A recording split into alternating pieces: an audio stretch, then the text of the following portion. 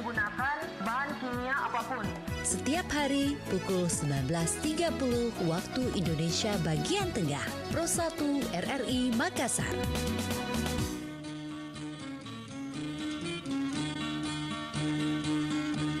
Kiprah Desa Pro 1 RRI Makassar. Assalamualaikum warahmatullahi wabarakatuh pendengar Pro 1 dimanapun Anda berada.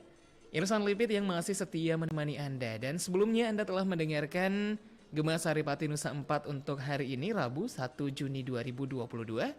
Dan mengawali perjumpaan kita di siaran pedesaan atau di Kiprah Desa, Irsan Lipit telah kedatangan seorang tamu yang kayaknya akan ngobrol banyak seputar tentang iklim dan juga bagaimana perhutanan sosial yang berbasis pangan hutan. Kita akan ngobrol banyak deh bersama dengan narasumber kami, Bapak Gusti Zainal. Assalamualaikum warahmatullahi wabarakatuh, Pak. Waalaikumsalam warahmatullahi wabarakatuh. Nah, pendengar, Bapak Gusti Zainal sendiri ini adalah koordinator proyek Adaptation Fund dari Community Adaptation for Forest Food Based Management in Sadang Watershed Ecosystem. Benar ya? Benar. Agak susah sebutinnya, Pak ya. Pendengar, Anda bisa menyaksikan kami lewat media sosial kami tentunya di Facebook Pro 1 RRI Makassar, atau mungkin menyaksikan kami juga secara live yang ada di YouTube kami RRI Makassar. Pendengar, adaptasi perubahan iklim melalui implementasi perhutanan sosial berbasis pangan hutan. Studi kasus ini ada di hutan kemasyarakatan di daerah aliran sungai atau DAS Sadang, Sulawesi Selatan. Nah, saya ingin menyinggung sedikit dulu nih Pak tentang adaptasi perubahan iklim melalui implementasi perhutanan sosial berbasis pangan hutan. Nah, ini maksudnya apa? Kok ada pangan hutan? Maksudnya apa sih ini Pak Gusti? Ya, jadi sebenarnya isu perubahan iklim itu kan isu global yang Betul. sudah lama dibicarakan dan sebagainya. Nah, dalam konteks ini kita mengambil upaya langkah strategi adaptasinya. Karena ada dua langkah, yaitu mitigasi dengan adaptasi. Betul. Nah, selama ini yang menjadi prioritas di pemerintahan adalah Mitigasinya, ya, pencegahannya ya. Nah, bagaimana dengan langkah adaptasinya? Karena perubahan iklim ini sudah terjadi dan saat ini sedang terjadi. Dan terasa. Dan terasa. Kayak beberapa ini kan beberapa bulan kita sudah rasakan. Nah, kita kemudian berupaya mengintegrasikan upaya adaptasi perubahan iklim ini di bidang kehutanan. Nah, di Indonesia itu sudah menerapkan skema perhutanan sosial sejak 2014. Oleh Jokowi Widodo itu menargetkan sekitar 12,7 hektar area di seluruh Indonesia. Nah, itu sangat luar biasa dukungan pemerintah. Nah, kita kemudian berupaya mengintegrasikan upaya adaptasi ini di sektor kehutanan, yaitu melalui perhutanan sosial. Nah, lebih khusus lagi bahwa pengelolaan perhutanan sosial itu lebih spesifik pada ketahanan pangan. Nah, kenapa? Karena kawasan hutan itu memiliki sumber daya hutan pangan yang banyak yang dapat dikelola oleh masyarakat sebagai bentuk ketahanan pangan kita ketika terjadi perubahan iklim yang sangat ekstrim. Di mana mungkin lahan-lahan pertanian itu sudah sangat kurang memproduksi. Nah, ada potensi kawasan hutan yang bisa dimanfaatkan. Seperti itu latar belakang pandangan kami sehingga kami mengusulkan proyek ini ke Adaptation Fund. PBB. Dan itu pertama kali di Indonesia. Wow, dan disetujui. Benar sekali. Indonesia saat ini, bahkan kita juga di RRI Makassar itu ada mitigasi bencana, juga ada memang bagaimana kita bisa menanggulangi bencana itu sendiri. Tapi sudut pandang yang menarik dari Pak Gusti, karena kayak ya sudah terjadi, sudah bukan waktunya untuk mencegah lagi, tapi bagaimana untuk bisa survive dalam perubahan iklim ini. Apa sih yang akhirnya membuat Pak Gusti kayaknya harus nih diajukan nih supaya PBB bisa tahu bagaimana sebenarnya perjuangan kita? Ya, jadi pada dasarnya ini juga sebenarnya ada dari inisiatif dari PBB melalui United Nations Framework for Climate Change Convention. Nah, Indonesia termasuk menandatangani persetujuan itu lewat Perjanjian Paris. Nah, di situ juga disebutkan bahwa upaya adaptasi. Nah, ada 3 bidang yang wajib melalui perjanjian Paris itu, yaitu bidang kesehatan, Iya. kemudian perairan dan ketahanan pangan. Oke. Nah, kami ambil dari sisi ketahanan pangan. Ketahanannya pangannya Jadi, itu. sebenarnya ini juga menjadi isu global. Iya, betul. Semua negara diwajibkan melakukan upaya adaptasi karena Betul. mitigasi tidak cukup. Mitigasi sangat penting juga, tetapi adaptasi juga jangan dilihat sebelah mata. Betul. Nah, upaya itu kemudian Adaptation Fund memberikan tawaran kepada seluruh organisasi masyarakat sipil untuk memasukkan proposal apa yang ingin dilakukan di wilayahnya masing-masing untuk melakukan upaya-upaya adaptasi itu. Iya. Nah, kami dari beberapa pengusul, salah satunya kami dari Sulawesi Selatan itu berhasil lolos dan yang pertama di seluruh Indonesia. Seluruh Indonesia. Dan ini kita menjadi bangga bersama karena ini juga upaya kerjasama dari pihak akademisi, betul. pemerintah dapat dukungan. Nah, karena itu proyek ini sebenarnya juga ditandatangani MOU bersama dengan Gubernur Sulawesi Selatan di tahun 2020. Jadi Wah, sekarang menarik. ini sudah berjalan 20 bulan. Sudah berjalan 20 bulan. Nah, ini Di akhir proyek sudah. menarik sekali. Perubahan iklim yang terasa. Mungkin pendengar di rumah kayak masih bertanya-tanya, perubahan iklim yang dimaksud bagaimana sih? Mungkin Anda bisa sadar sebenarnya ini ada beberapa musim yang biasanya zaman-zaman dulu ini musim kemarau, tapi hujannya masih cukup tinggi. Padahal dulu-dulu sebenarnya kalau musim kemarau hujannya intensitas rendah. Iya, Semakin tinggi intensitas hujan padahal bukan cuacanya atau bukan waktunya, itu menjadi salah satu tanda dari perubahan iklim yang terjadi di Indonesia dan kita terdampak. Nah, pendengar, bukan hanya pencegahan tapi bagaimana kita bisa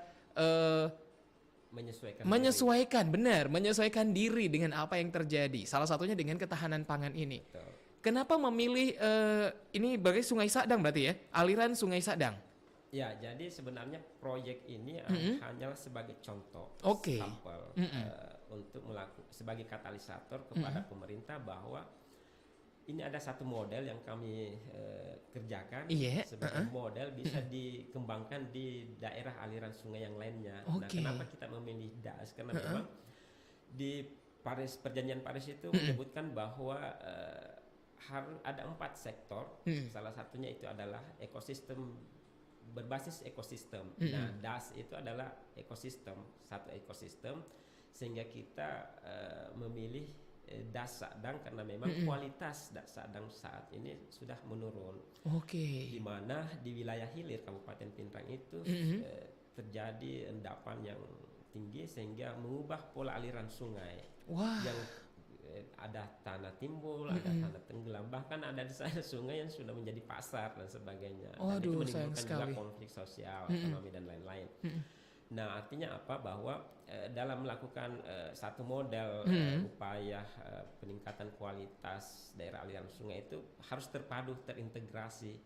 Nah, kita kenalkan DAS Sadang ini ada 4 kabupaten, ada 5 kabupaten di dalamnya, 2 provinsi. Nah, di Kabupaten Sulawesi Barat itu Kabupaten Mamasa, di Sulawesi Selatan itu 4 kabupaten, Tanah Toraja, Toraja Utara, Enrekang dan Pindrang. Cukup luas ternyata ya. Luas. Nah, kami kapabel Konsorsium Adaptasi Perubahan Iklim dan Lingkungan itu mendampingi 4 kabupaten, 1 provinsi ya. Jadi kita mampu 1 provinsi, 4 kabupaten. Itu di 3 di kabupaten di wilayah hulu itu kita perkenalkan perhutanan sosial. Di wilayah hilir Kabupaten Pindrang itu memperkenalkan penanaman mangrove. Ya. Penanaman mangrove di sungai cukup unik ini. Di pesisir. Kenapa? Kenapa pesisirnya berarti ya, daerah pesisirnya. Menarik. Nah, sangat menarik obrolan kita pendengar. Tentunya Anda bisa berpartisipasi untuk mengirimkan pertanyaan Anda mungkin lewat line telepon di 082133339440 atau Anda juga bisa mengirimkan pesan WhatsApp di nomor yang sama. Dan juga Anda boleh mengetikkan komentar Anda lewat media sosial kami di fanpage Facebooknya kami di Pro1 RRI Makassar ataupun mungkin secara live yang ada di akun YouTube kami RRI Makassar. Lanjut lagi nih Pak. Jadi rencananya kan sudah matang, sudah diterima oleh PBB dan sudah berjalan kurang lebih 20 bulan. Nah, kita sebagai masyarakat pastinya baru sekarang, saya pun sebagai penyiar baru tahu nih ternyata ada kegiatan yang dilakukan oleh timnya Pak Gusti yang sangat keren banget sih sebenarnya. Nah, apa saja yang telah dilakukan oleh teman-teman dan tim dari Pak Gusti. Ya, jadi meskipun misalnya konsep perhutanan sosial ini sudah lama dan sudah dijalankan, tetapi masih ada hambatan-hambatan atau kendala-kendala. Betul, dalamnya. betul Dimana sekali. Itu kami melihat tidak adanya terintegrasi program di antara instansi. Jadi misalnya di bidang kehutanan, orang di kabupaten melihat kawasan hutan itu hanyalah dominan dinas kehutanan provinsi. Iya. Sehingga dia tidak mau terlalu ikut campur di dalamnya atau peduli. Tetapi di sisi lain kita melihat bahwa di sana ada masyarakatnya. Betul. Nah, apapun yang terjadi dengan kawasan hutan itu juga adalah masalah, bagian dari masalah di pemerintahan kabupaten dan desa. Karena di situ ada masalahnya. Nah, kita kemudian diskusi dengan para pihak di Pokja, kelompok kerja percepatan perhutanan sosial. Jadi di Sulsel ini ada Pokja PPS.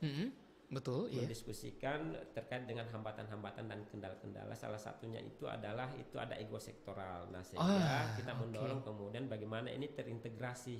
Iya. Jadi kita juga melibatkan pemerintah provinsi dan pemerintah kabupaten, termasuk pemerintahan desa dalam satu wadah Pokja. Dan di situ memang kita melihat bahwa perhutanan sosial ini tidak hanya harus melibatkan seluruh pihak, baik itu dari pemerintah, organisasi masyarakat sipil, akademisi, bahkan pelaku swasta dan sebagainya. Nah, kita duduk sama-sama melakukan perencanaan, mengembangkan, membangun dan sebagainya. Nah, kenapa ini penting? Karena sebenarnya konsep perhutanan sosial itu adalah konsep sejak tahun 1960-an yang diperkenalkan oleh Jack Watobia dari FAO, bahwa mereka melihat pada waktu itu bahwa kawasan hutan itu sudah bermanfaat tapi hanya kepada segelintir orang. Di pihak lain banyak masyarakat yang tinggal di dalamnya maupun di sekitarnya, tetapi kemiskinannya tinggi dan cenderung meningkat. Nah, di saat yang bersamaan hutan juga rusak. Nah, jadi ada masalah. Nah, kemudian dipikirkanlah bagaimana hutan lestari dan masyarakat tetap sejahtera. Maka lahirlah kemudian konsep perhutanan sosial. Di Indonesia itu sudah lama, tahun 1982 itu ada namanya pembinaan hutan desa, pembinaan masyarakat hutan desa. 84 itu kemudian disebut pembangunan masyarakat hutan desa terpadu. Kemudian 2001 itu adalah pengelolaan hutan desa terpadu. Nah, di tahun 2014 itu kemudian dicetuskanlah konsep perhutanan sosial dan sekarang sudah ada peraturan menterinya nomor 9 tahun 2021 tentang pengelolaan perhutanan sosial, di mana ada 5 skema: hutan desa, hutan adat, hutan tanaman rakyat, dan hutan kemitraan serta hutan kemasyarakatan. Nah, program kami ini ketika kami mensosialisasikan ke masyarakat desa, mereka memilih hutan kemasyarakatan. Jadi saat ini sudah ada izin sekitar 11 izin yang keluar dari Kementerian Pengelolaan dengan luasan hampir 2.000-an hektar. Dan itu kita mengusulkan 4.000 lebih kemarin, dan masih ada satu desa yang masih dalam proses perizinan. Nah, artinya apa? Ada 3 hal yang bisa kita capai. Itu menangani, selama ini kan terjadi konflik antara pemerintah dengan masyarakat yang berada di sana. Betul, iya. Dengan adanya izin pengelolaan ini, konflik itu bisa sedikit diredam. Kedua, dengan melibatkan masyarakat sebagai pengelola kawasan hutan, itu juga mereka akan menjaga hutannya, karena di situ sumber pendapatannya. Betul, iya, menarik, iya. Selain itu, selain kami membentuk kelompok tani hutan, kita juga membentuk kelompok usaha perhutanan ada sosial. kelompok usaha. Iya, jadi itu domainnya perempuan. Yang tani iya. Itu banyak laki-laki. Laki-laki ya, untuk pengolahannya. Iya. Untuk pengolahannya, untuk produk pangannya itu di kelompok perempuan. Dalam bentuk home industry. Saat ini kita sudah ada pasarkan produknya, yaitu madu, gula aren, kemiri, dan sebagainya. Iya. Dan semua itu adalah produk-produk yang cukup dikonsumsi tinggi yang ada di Indonesia. Betul. Dan itu kalau pala dengan kemiri kan itu ekspor. Betul. Ya. Menarik. Ada telepon dari pendengar, kita coba angkat dulu. Assalamualaikum, selamat malam. Halo, selamat malam. Assalamualaikum. Halo. Iya. Waalaikumsalam. Dengan siapa di mana, Pak?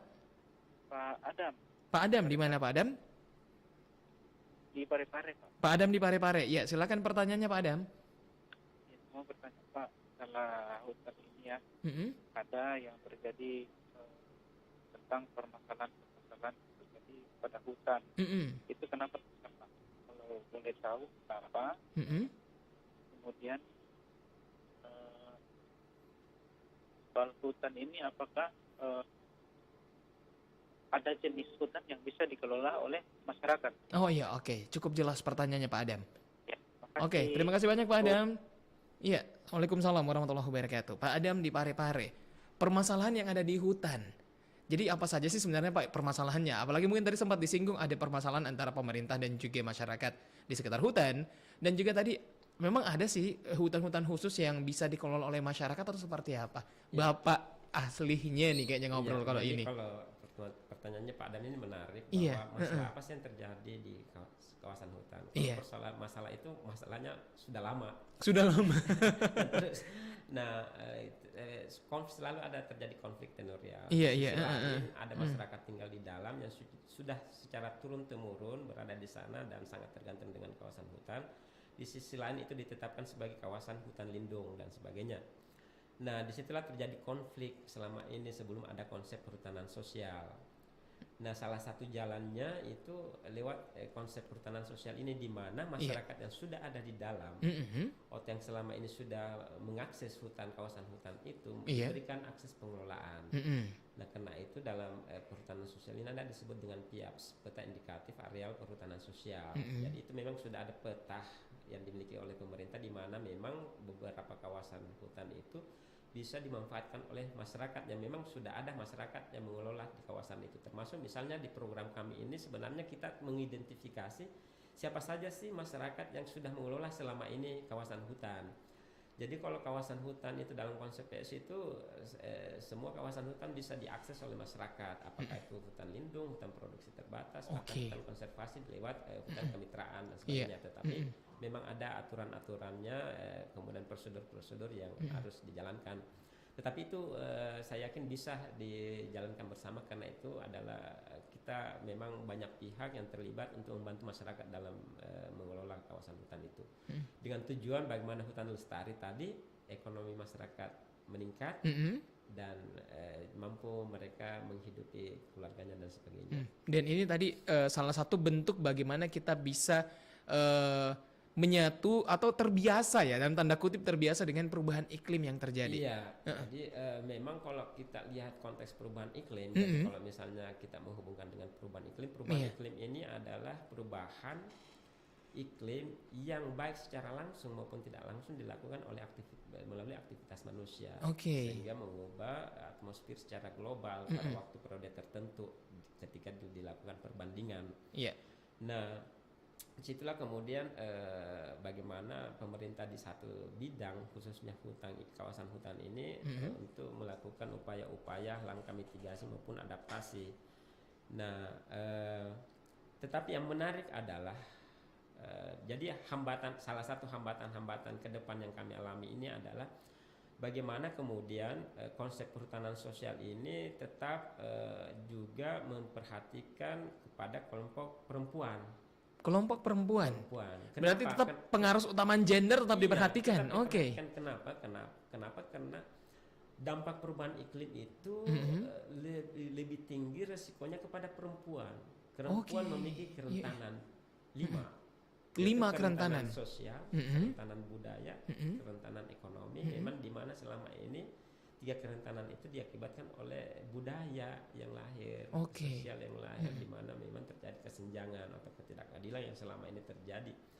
Nah, di sisi lain mereka juga memiliki kerentanan fisiologis dan biologis. Nah, ketika terjadi perubahan iklim ini terjadi, maka kelima kerentanan itu yang dimiliki oleh perempuan itu sangat berisiko pada tingkat kematian dan kesehatannya. Nah, kami mendorong kemudian di program ini lewat Pokja PS bahwa di roadmap Pokja PS ini juga harus ada pengaruh utama gender. Kenapa? Meskipun misalnya di kementerian itu sudah ada peraturan menteri tentang pengaruh utama gender, tetapi di sisi lain, di kebijakan lain, kebijakan pengaruh utama gender ini tidak digunakan untuk kebijakan di perhutanan sosial. Oh, menarik. Jadi akhirnya itu salah satu temuan kami. Jadi ada selisih-selisih gitu akhirnya ya. Di kebijakan perhutanan sosial hanya menganut gender netral. Iya, di mana memberikan peluang yang sama kepada perempuan dan laki-laki. Betul. Tapi karena sudah terjadi stereotipe para pelaku di perhutanan sosial ini, di mana hutan itu selalu identik dengan laki-laki, atau petani itu selalu identik dengan laki-laki, sehingga ketika terjadi pembentukan kelompok tani hutan, maka yang dominan itu adalah laki-laki. Oke. Nah, maka ketika itu terjadi, ketika kita bentuk kelompok perhutanan sosial, dan ketika ingin membentuk kelompok usaha perhutanan sosial di mana itu domainnya perempuan, itu ada kendala. Karena anggota KUPS, kelompok usaha perhutanan sosial, itu harus dari anggota KPS, kelompok perhutanan sosial. Sosial itu sendiri. Oke. Nah, kami mendorong bahwa itu salah satu rekomendasi yang mungkin kita akan jadikan sebagai policy brief di tingkat di level provinsi, bahwa ada satu yang harus diupayakan, bagaimana dalam upaya implementasi perhutanan sosial ini benar-benar ada data terpilah terkait bagaimana peran laki-laki dan perempuan terhadap mengakses hutan, memanfaatkan hutan dan sebagainya, sehingga ada proporsional yang tepat kepada kelompok laki-laki dan perempuan. Karena yang kami pertimbangkan itu tadi, dampak perubahan iklim yang paling tinggi itu berisiko kepada perempuan itu sendiri. Laki. Ada 5 faktor bahkan ya. Ada 5 ini tingkat kerentanannya. Menarik. Jadi akhirnya tim dari Pak Gusti sendiri bukan hanya fokus tentang bagaimana berhubungan dengan iklim, ketahanan pangan, tapi akhirnya menyinggung kemana-mana ya. Betul. Cukup luas, menarik. Tapi nanti ada yang mau lewat dulu nih, Pak Gusti. Silahkan, saya kembali mendengarkan kepada seluruh pendengar 0821 3333 9440 untuk Anda yang ingin mengajukan pertanyaan, dan juga boleh mengirimkan komentar Anda di media sosial kami, di fanpage Facebook kami di Program 1 RRI Makassar atau Pro 1 RRI Makassar. Kipra Desa Pro 1 RRI Makassar. Halo guys, welcome to my channel. Kali ini aku mau ngetes anak-anak zaman now nih. Check it out. Hai adik-adik, ada yang bisa nyanyi lagu kebangsaan Indonesia nggak? Bisa. Aku bisanya lagu Korea. Oh no. Saya bisa, Kak. Padamu negeri kami berjanji. Padamu negeri kami berbakti. Padamu negeri kami mengabdi. Bagimu negeri jiwa raga kami. Wah, hebat. By the way, tahu lagu ini dari mana? Diajarin sama mama, Kak. Tanamkan rasa cinta tanah air kepada anak dengan cara mengajarkan lagu kebangsaan Indonesia. Kipra Desa Pro 1 RRI Makassar. Pendengar, berikutnya di segmen yang terakhir ya, setelah tadi ngobrol banyak bersama dengan narasumber kami, bersama dengan Pak Gusti. Nah Pak, tadi sudah ngobrol banyak seputar tentang bagaimana misinya, apa saja yang telah ditemukan, terus apa saja yang telah dilakukan. Ternyata sangat luar biasa nih temuan-temuannya, bahkan banyak tadi tempat-tempat, ada 4 kabupaten yang sudah disiapkan untuk menjadi tanda kutip cadangan makanannya kita nanti saat perubahan iklim makin tidak terkendali ke depannya. Walaupun kita tidak berharap sampai ke sana, tapi inilah salah satu bentuk kegiatan di mana efek ekonominya ada, efek lingkungannya ada, efek sosialnya ada, dan juga efek kesetaraan gendernya pun juga terlaksana di sana. Memiliki atau menjalankan suatu proyek yang besar sekali nih Pak Gusti, sampai menyinggung segala bidang. Kesulitan yang dihadapi apa saja Pak? Kurang lebih 20 bulan menjalankan proyeknya. Ya, jadi banyak kesulitan, apalagi di masa itu adalah masa pandemi COVID. Wah, ya. betul. Jadi ketika proyek ini sudah disetujui di 2016, kemudian akan dilaksanakan, itu masuk pandemi COVID. Waduh. Jadi sempat tertunda setahun. Nah, di saat sudah terjadi kelonggaran dan protokol kesehatan sudah ada dijalankan, maka kami kemudian komunikasi konsultasi dengan partnership kemitraan di Indonesia. Jadi kalau di Indonesia ini di proyek ini ada namanya partnership kemitraan sebagai entiti nasional di Indonesia. Itu kemudian meneruskan ke Adaptation Fund Board untuk kita menjalankan dengan tetap melaksanakan protokol kesehatan. Nah, kendalanya di situ sebenarnya banyak kegiatan yang mestinya dilakukan pertemuan langsung akhirnya dilaksanakan secara online, lewat Zoom. Nah, tetapi kita menerapkan strategi bahwa tenaga lapangan itu harus tinggal di desa sehingga tidak membawa virus masuk ke desa, begitu juga sebaliknya. Betul. Tetapi kita jalin komunikasi dan koordinasi. Nah, salah satu kendala hambatan terbesar sebenarnya itu karena terletak di mainstreaming adaptasi. Adaptasi ini memang masih belum cukup dipahami oleh masyarakat di desa, mungkin karena istilahnya dan sebagainya, termasuk di pemerintahan sendiri.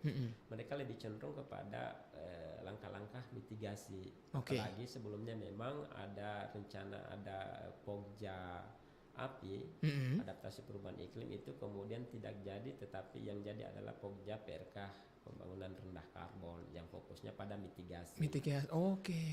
Jadi di situ kendala utamanya, sehingga upaya untuk mendorong aksi adaptasi di tingkat provinsi itu mengalami kendala tersendiri di level pemerintah. Tetapi kami atas dukungan dari Pogja dan beberapa akademisi dari Universitas Hasanuddin, karena kami ini bekerja sama juga dengan Universitas Hasanuddin.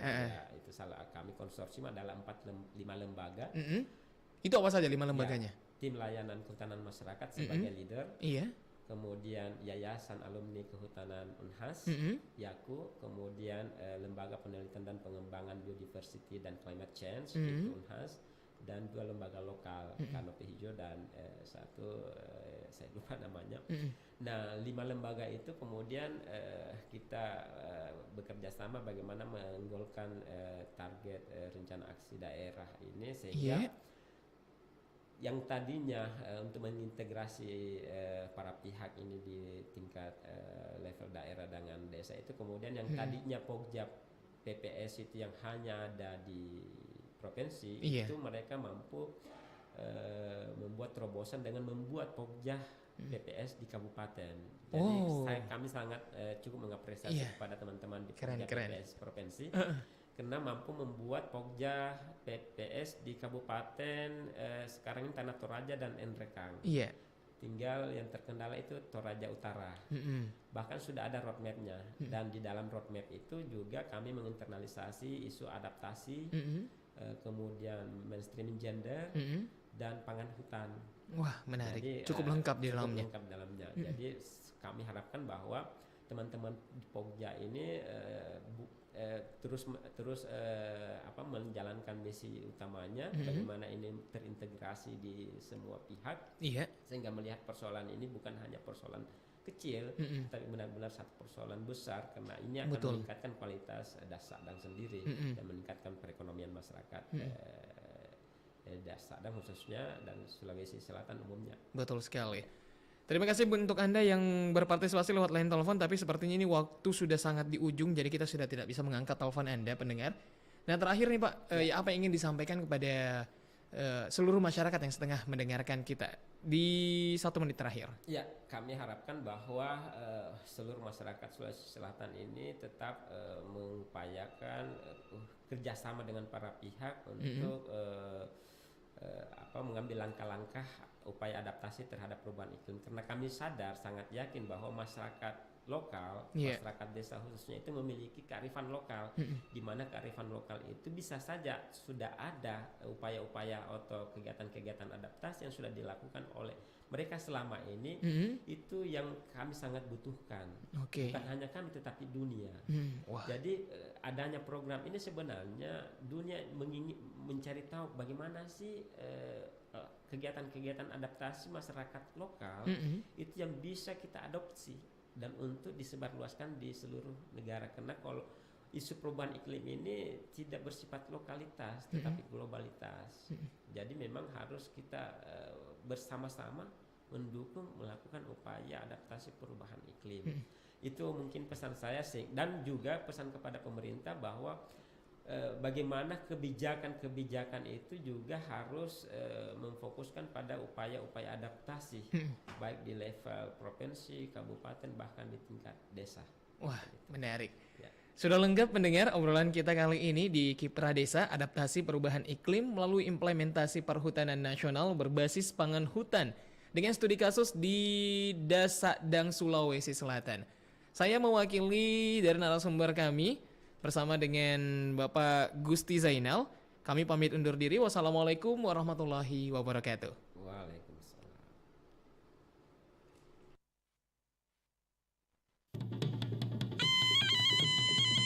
Kiprah Desa Pro 1 RRI Makassar.